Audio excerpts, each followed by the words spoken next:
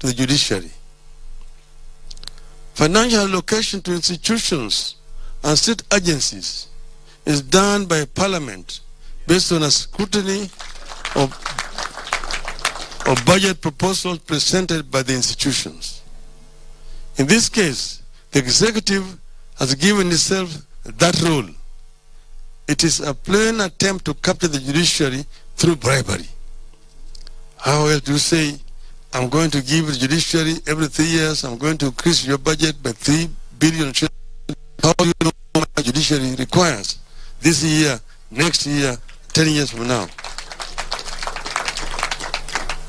Not that we oppose the judiciary being given funds, but it should be done through legally channeled institutions and at the request of the judiciary.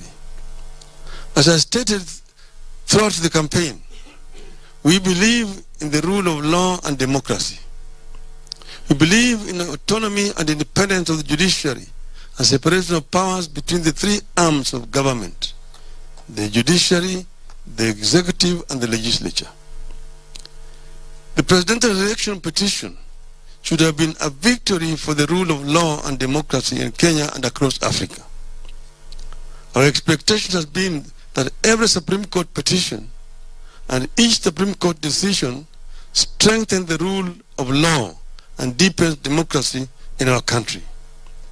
Today, I have fears about where Koome's ruling leaves our election and democracy now and in the future. And I'm told they're saying that, 2017, we did give them a ruling in their favor by dismissing, by nullifying election of our sitting president, and then they refused to run in the subsequent election which had been ordered by the judiciary. We did not refuse. We demanded of the IBC to rectify those mistakes which had led to the nullification of the elections. And they refused to do so. So us participating in the subsequent election would have meant doing the same thing, the same way, expecting different results. That is the reason why we refused to participate. And it was after a lot of soul searching, and the country knows the details. But this is how it starts. We know how it will end and what the cost of it will be. In the 1960s and 70s, it started as a war against specific individuals and communities. By the time it was full bloom, no Kenyan was safe from the state terror. It has started again. You have three urgent tasks that we must not fail in, and on which we must embark on immediately. One, save the judiciary, which is offering itself for state capture.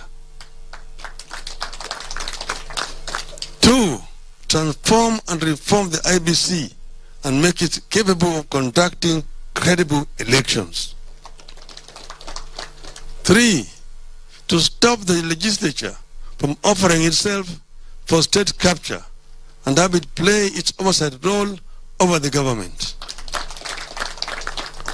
Parliament must say no to attempts by a rogue executive to intimidate and profile civil servants and security agencies. Parliament must stand up and preserve our multi-party politics, like statements by Deputy President that the DCI has no business going to offices, DCI should wait. The DCI is not going to offices. Agencies that go to offices is not the DCI. But DCI's role is to carry out investigations of crimes and then hand over these to prosecutorial agencies and then thereafter to the judiciary. That is how the criminal justice system works. I know it from experience. I'm not a lawyer.